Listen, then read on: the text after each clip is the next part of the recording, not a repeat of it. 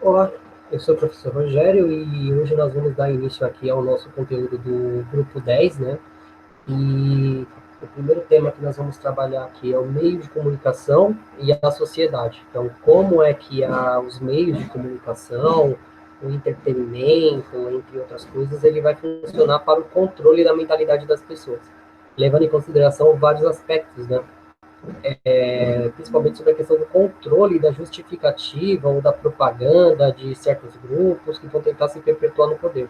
Então, quais são as ferramentas, né, que eles vão utilizar para isso? Então, como é que isso vai funcionar, né, dentro da sociedade humana, de uma sociedade capitalista, onde tudo que o homem toca, obrigatoriamente, ele se transforma em mercadoria, ou se transforma em capital ativo, né, para a produção de capital, né? Capital, dinheiro e também a imposição de um discurso mais, né, inflamado, onde as pessoas vão controlar. Então, aqui, né? Então, como eu falei para vocês, né? Então, nosso primeiro objetivo aqui é trabalhar a sociedade e os meios de comunicação, entendendo, né, que esses meios de comunicação, ele é de suma importância, né, para nós trabalharmos qualquer coisa voltada à indústria, né, cultural. Então, o livro de vocês, né, o livro 10, né, o grupo 10 aí, que a gente vai começar a trabalhar, então tem essa questão do smartphone, as multitelas que nós estamos, né, acostumados a estar presenciando hoje, né? Então nós somos cercados por tela, nós somos viciados por telas e quais são os efeitos disso, né, para o nosso comportamento de uma forma mais geral. Sempre trabalhando essa questão do comportamento para que ele serve. Bem, então, a primeira coisa que nós vamos definir aqui, o que é uma indústria cultural. Então, segundo o texto aí de vocês, está falando que a sociedade humana define-se como culturalmente em um universo de valores, hábitos, visões de mundo e normas que regem as relações sociais. Então, nesse vínculo sociocultural, é central a importância da linguagem, uma vez que articulada aos seres humanos em um conjunto de significados e representações que envolvem ao mesmo tempo, sentido socialmente compartilhados e o exercício do poder no cotidiano. Então, quando nós falamos em linguagem, né, indústria cultural, então desde a Grécia Antiga, então desde quando o homem começa a trabalhar as narrativas, né, sobre a questão de vangloriar um grupo frente a outro, né, então nesse sentido nós vamos construir o que nós chamamos de indústria cultural. Então essa indústria cultural ela tem né, essa forma de trabalhar esses modelos. Então no caso vincular sentidos, valores, hábitos, moral e ética dentro de um controle. Então, a questão de indústria cultural é quando nós vamos produzir, né, de uma forma desenfreada e de uma forma mais direcionada esses elementos culturais que vão levar, né, ao nosso dia de hoje. Então, comunicação e poder, né, e ideologia. Então, quando a gente fala em comunicação, então a existência humana em sociedade, ela transpassa, né, ela é condicionada por múltiplas formas de comunicação, então, pelas quais circulam ideias, informações, conhecimentos, interpretações acerca da realidade. Então, observado sobre, na perspectiva histórica, os meios pelos quais se efetiva a comunicação diversificam-se notavelmente, então, contemplando desde a linguagem oral atual, né, e no próprio processo de humanização, desde os primórdios até as redes de computadores, que, em larga medida, configuram as dinâmicas, né, das sociedades atuais. Então, a questão das ideias, né, então, as informações.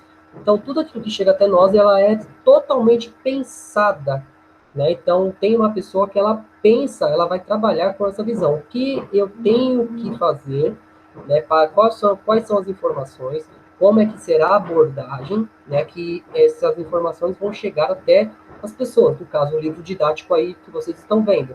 Então, existe uma pessoa que vai pensar esse livro, esse material, os temas discutidos. Uma outra forma, eu vou me preparar, eu vou ler, eu vou ver o que está pedindo ali, buscar materiais complementares, lembrando que nada é perfeito, né? E trabalhar uma linguagem, né? Uma forma de passar isso para vocês, de uma forma que fique claro, que vocês aceitem esse discurso de uma forma mais simples. Né? Então, isso é importante da gente sempre estar focado. Então, existem várias diferenças, né, de comunicação. Né? Então, no caso aí, então, as diferentes formas de comunicação, convém destacar, não são extremamente neutras. O que isso quer dizer? né? Então, aí, né, o material didático está dizendo o seguinte: então, nos meios das realizações, conteúdos da sua modalidade, da difusão, são permeados pelos padrões culturais predominantes nas sociedades, por interesses econômicos e específicos, pela cultura, né, pela desigualdade, que vai criar a hierarquia dos grupos sociais. Então, quando a gente fala em meio de comunicação, então nós temos que pensar tudo isso, né? No caso, um jornal, uma revista, um site, uma aula, o material didático de vocês, ela não é neutra, né? Então, ele não fica em cima do muro, não tem um discurso que apoia os dois lados, ele sempre vai ter um viés, né? Um viés de um lado ou do outro.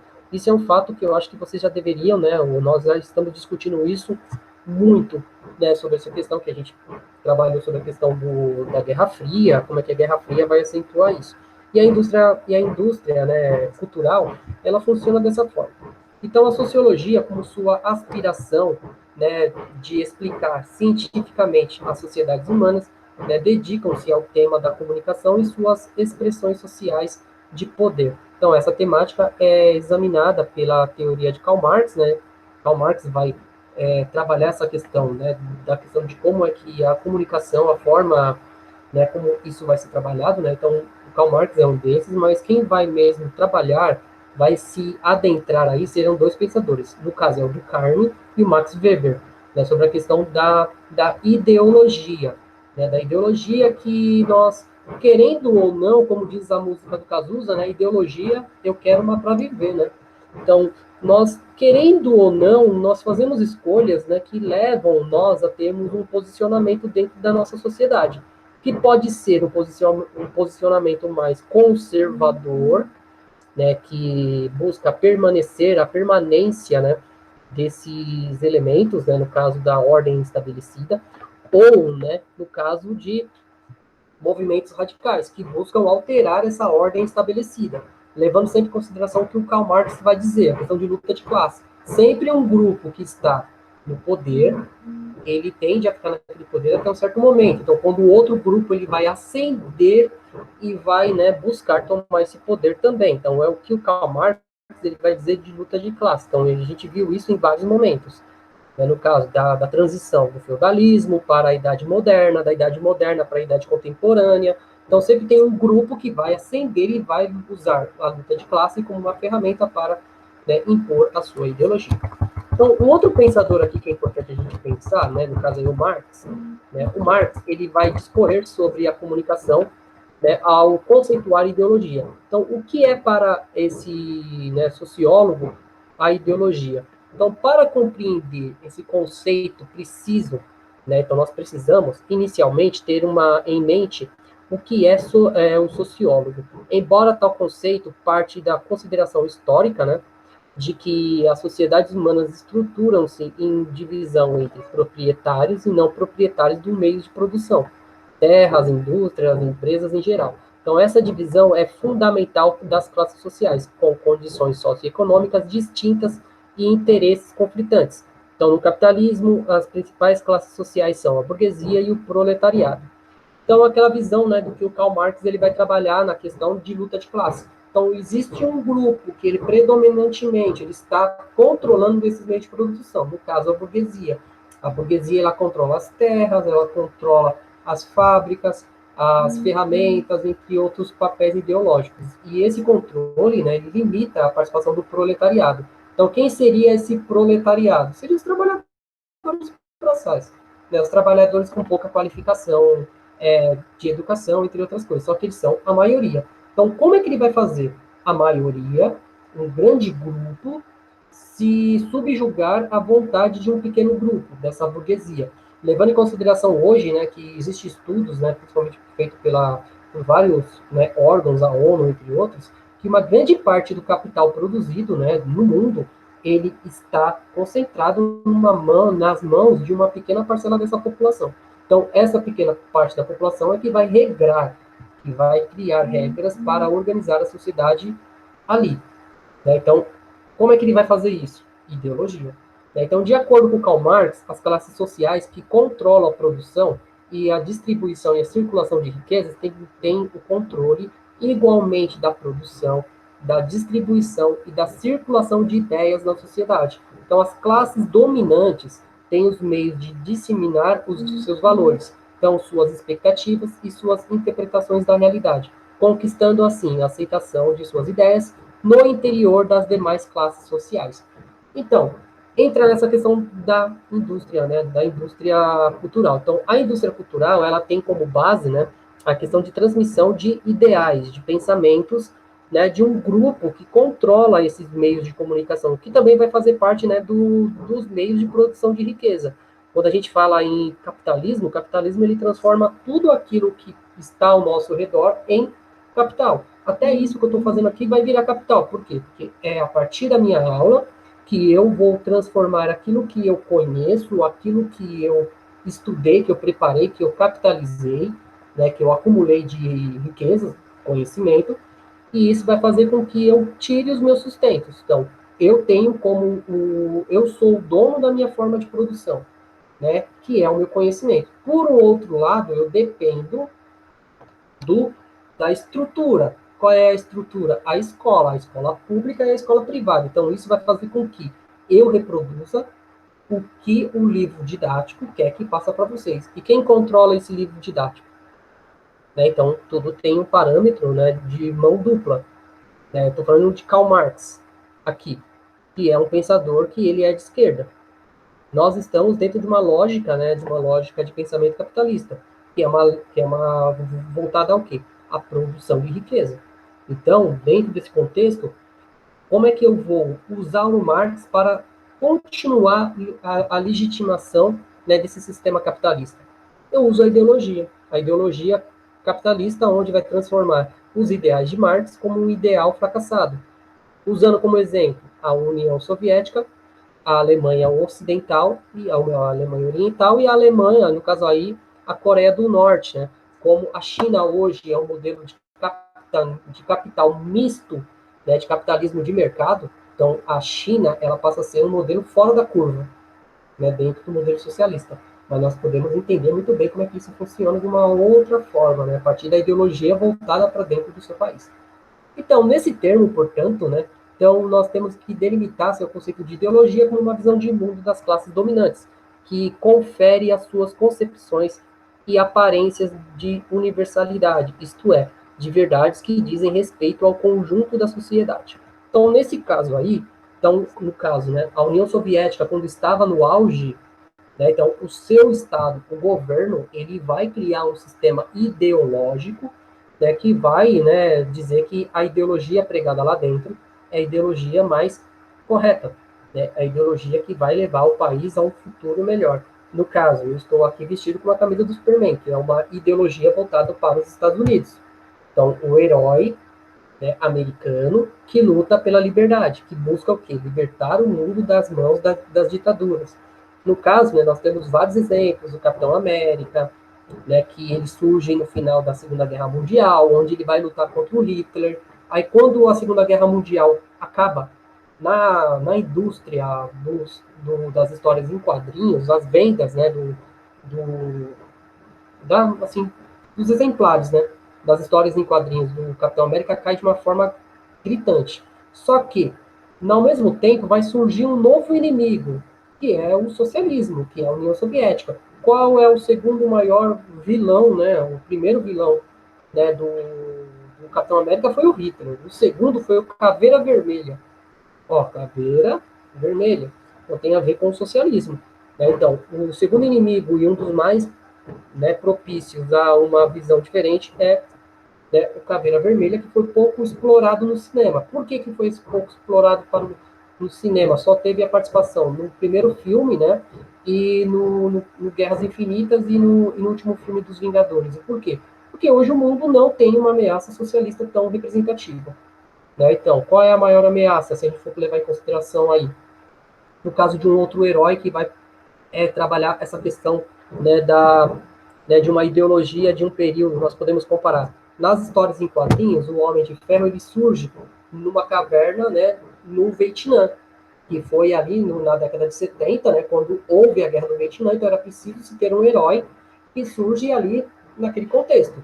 Já no filme, em 2008, o Homem de Ferro ele surge, né, numa caverna no Afeganistão, 2008, atentados terroristas, então é preciso ter o quê? Sempre a indústria do entretenimento, ele vai usar esses elementos para poder, né, de uma certa forma ou de outra, manipular a ideologia de um grupo. No caso, qual era o inimigo na década de 70? O Vietnã, o socialismo. Qual era o inimigo a partir da década de 10, né, assim, da primeira década do século 21? O Estado Islâmico, o terrorismo islâmico. Então, existem essas duas vertentes. Então, a indústria do entretenimento ela vai se adequando às necessidades, né, às necessidades ideológicas. Então, só que o Karl Marx ele vai trabalhar esse fragmento que eu acho que é bem importante a gente frisar. Então, os pensamentos, né, de classe dominante são também, em todas as épocas, os pensamentos dominantes.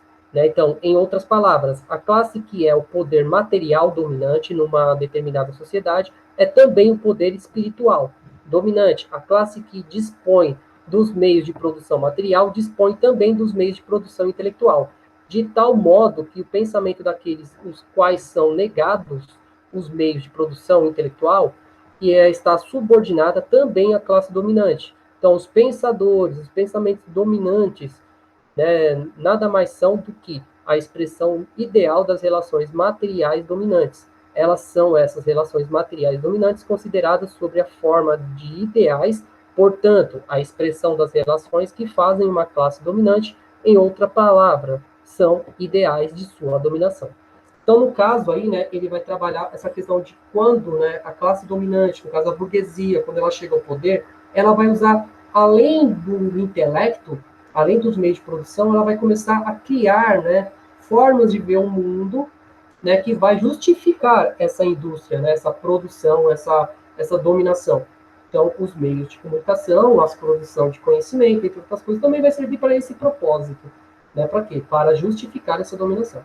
Então, conforme esse conceito de ideologia, o fluxo de comunicação em sociedade marcada pela desigualdade é conduzido pela classe dominante, né, o qual dispõe dos meios adequados para disseminar suas ideias e produzir as informações que circulam pela totalidade das relações sociais. Então, nós podemos ver isso muito nas telenovelas, né? Então, a questão do quê? O pobre, na novela, ela tem uma vida surreal que não faz parte do que condiz à realidade.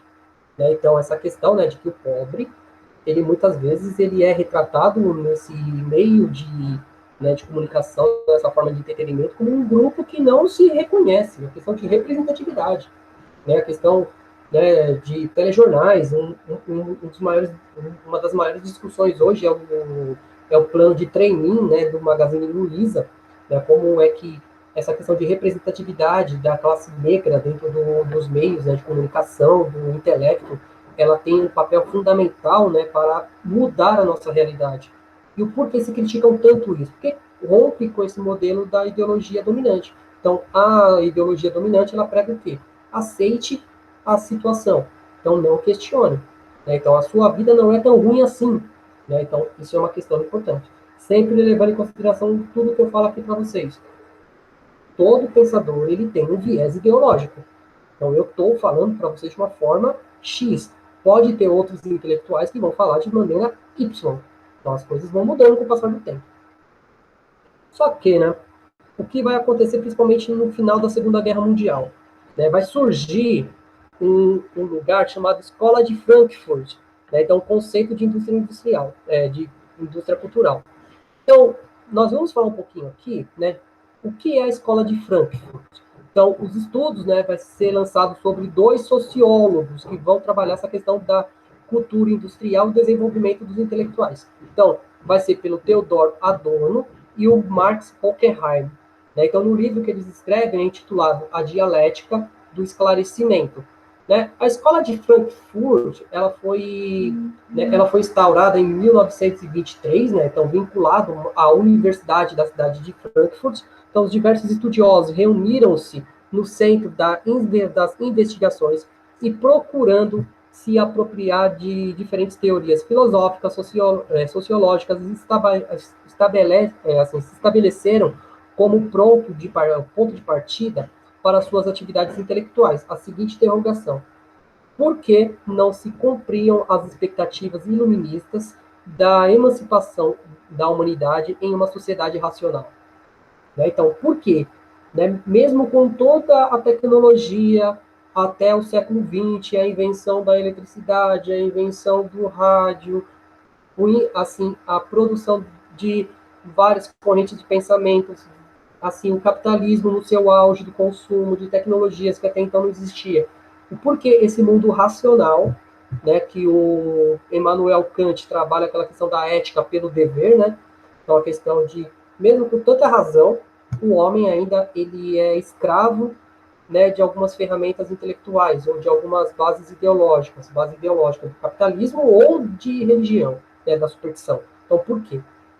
Então, assim, antes de explanar sobre o conceito de indústria cultural, é importante entender a indagação, né, que o movimento, né, e os esforços dos intelectuais, né, de Frankfurt.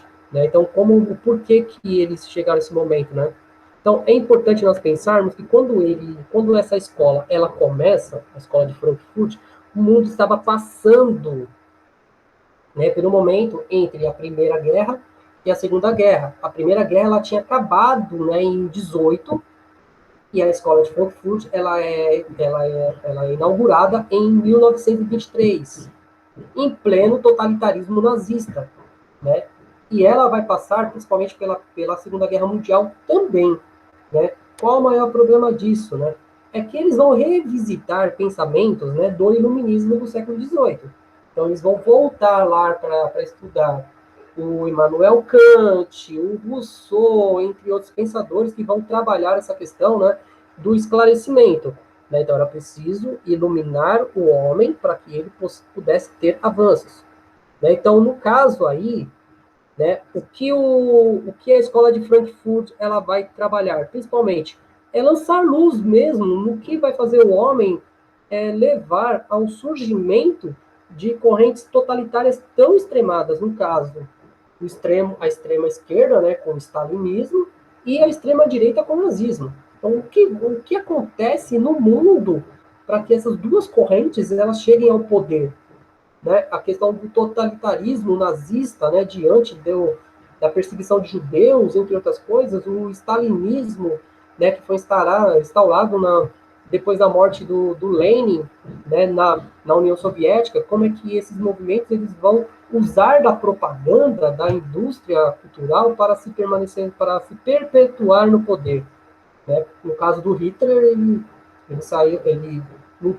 provocou a Segunda Guerra Mundial sobre aquela questão da supremacia alemã, né, do povo ariano, e como é que ele vai, né, justificar para um alemão, né, que um grupo dentro do seu país é superior a outro e vai justificar a perseguição de judeus, de homossexuais, de negros e de outras religiões cristãs que não faziam parte né, da sua forma de ver.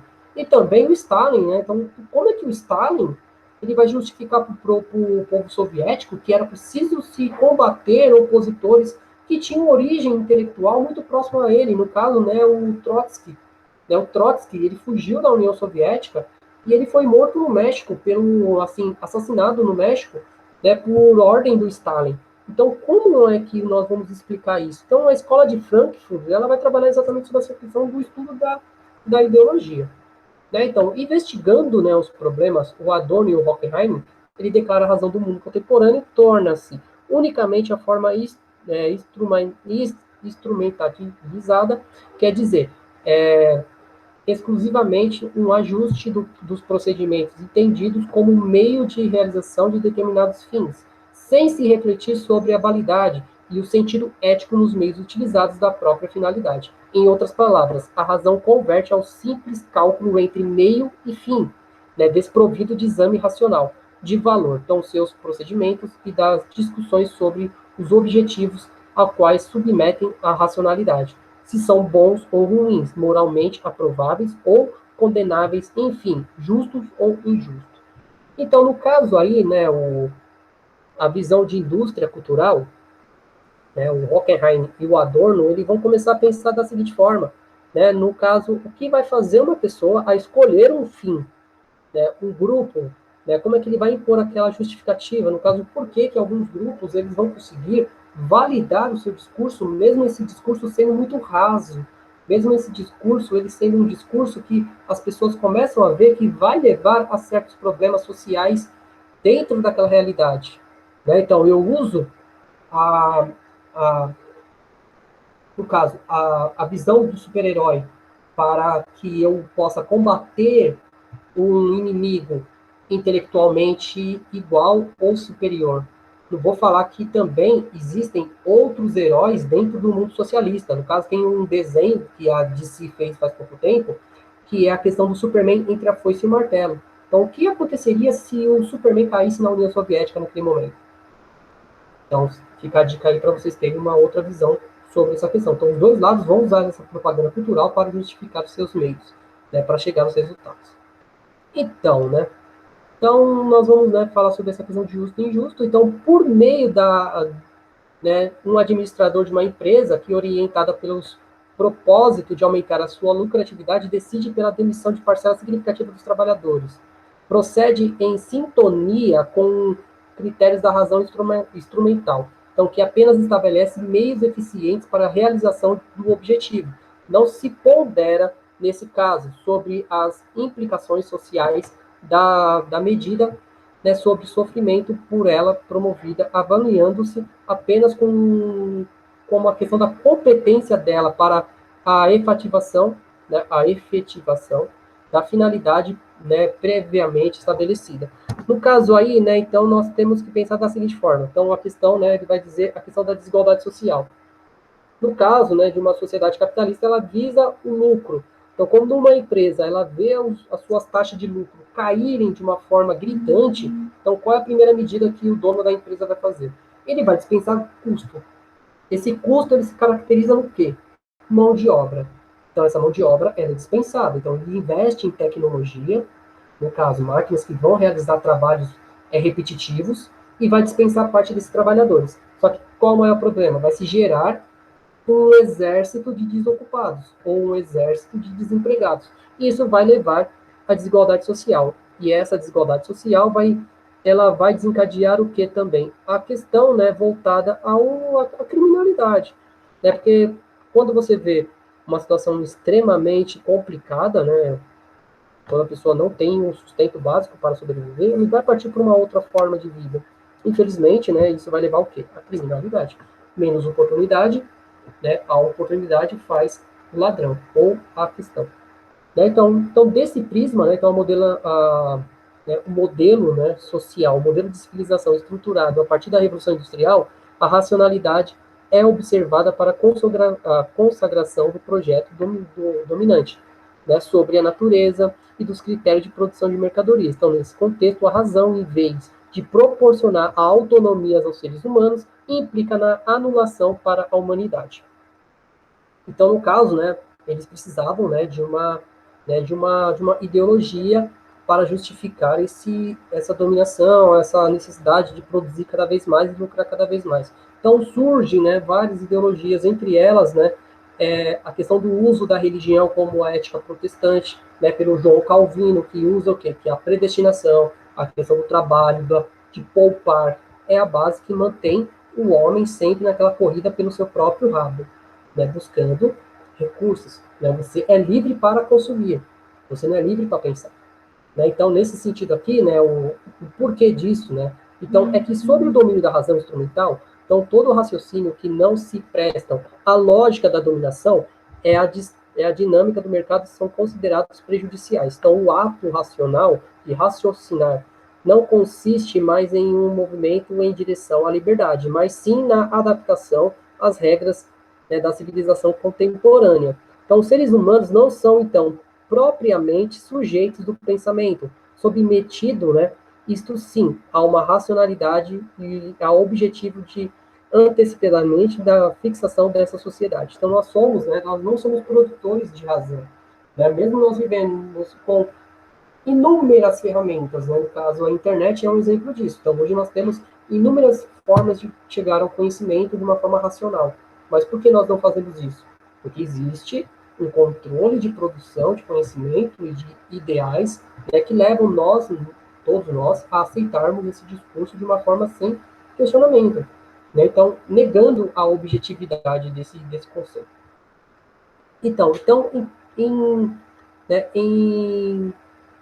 em confluência, né, ao universo da mercadoria, então, a negação da autonomia humana em razão ao instrumento assinala a formação da indústria cultural. Então, acerca desse conceito, né, então, a Olgária Matos, né, no livro A Escola de Frankfurt, As Luzes da Sombra do Iluminismo, ela vai descrever uma parte que eu acho que é bem interessante.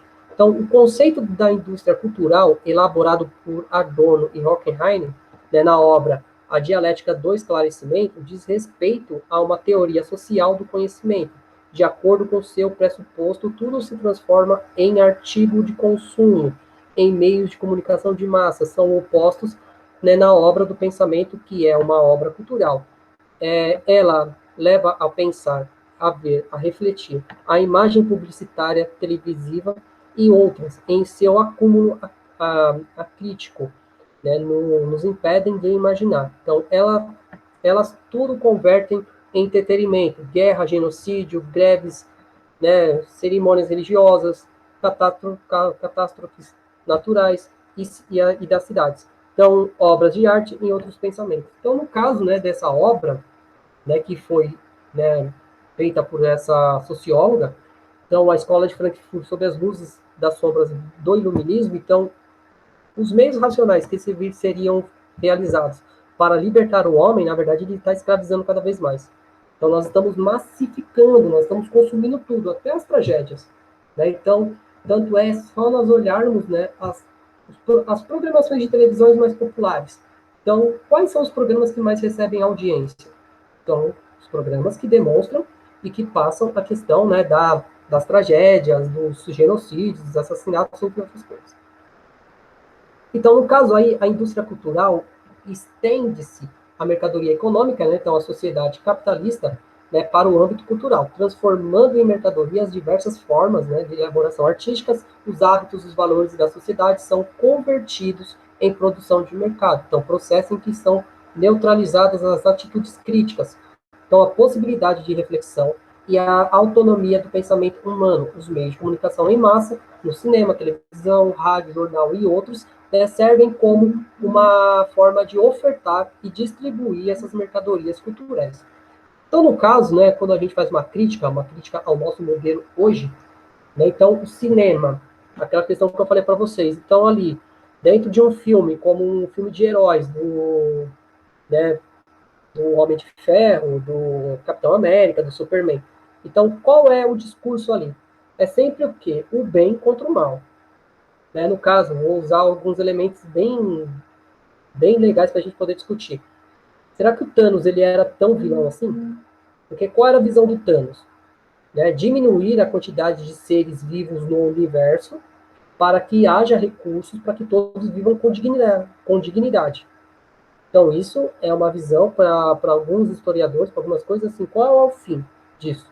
Não estou falando que é justo o genocídio, mas também é justo manter tanta gente viva sem ter condições para ter as bases mínimas para a sobrevivência?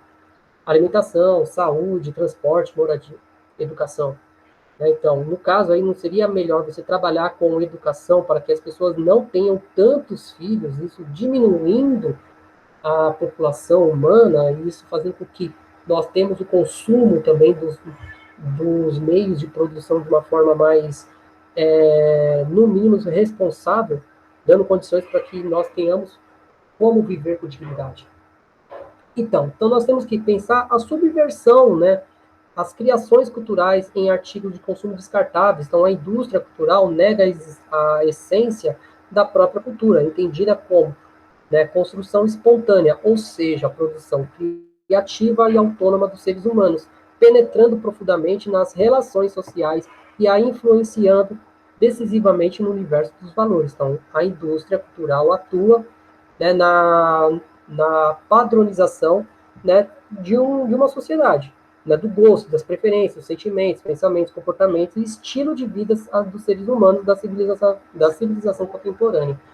Então, também, né, uma forma de conseguir, né, o seu fim, a indústria cultural, ela vai trabalhar também para massificar alguns comportamentos, principalmente comportamento de consumo, né? Então, a questão das marcas de roupa que nós consumimos, a questão de como é que essas marcas elas são apresentadas a nós, então, o nosso estilo de vida, os valores. Então, você, muitas vezes, a gente julga muitas pessoas a partir daquilo que ela está se mostrando, então, aquilo que ela passa como verdade.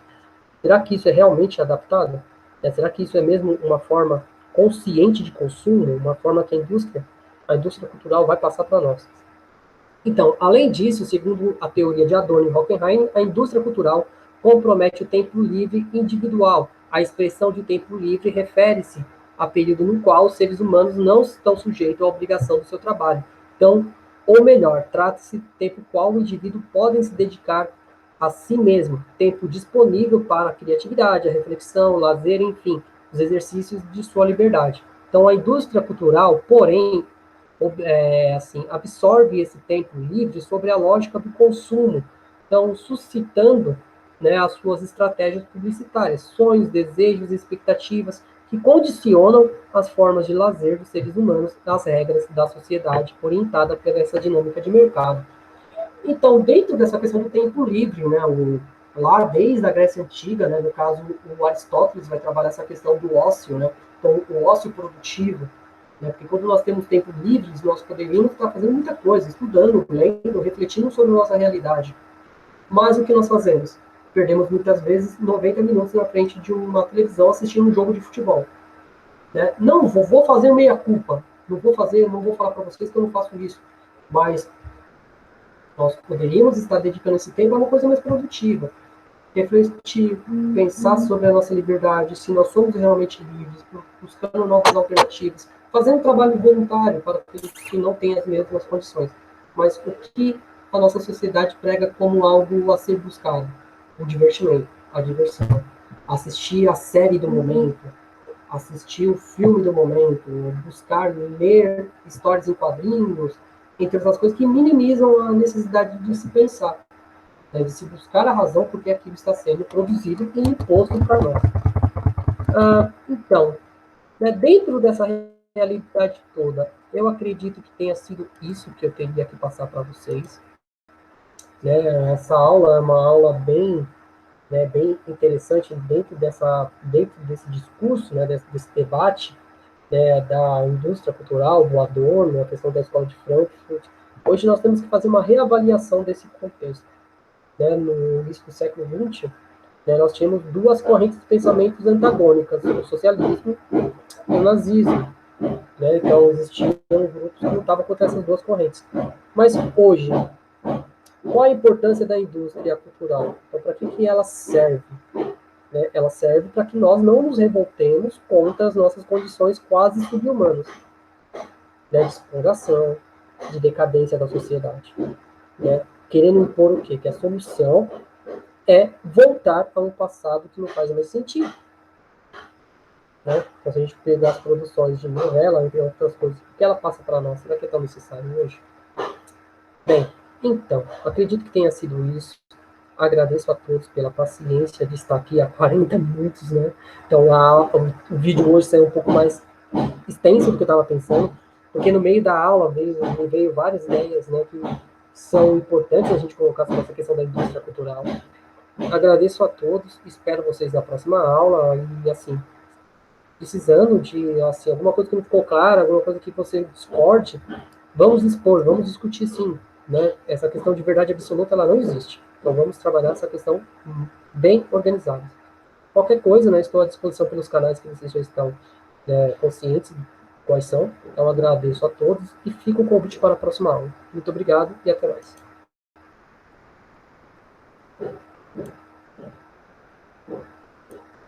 Eita, indústria do entretenimento, até o pause da gravação está dando pau agora.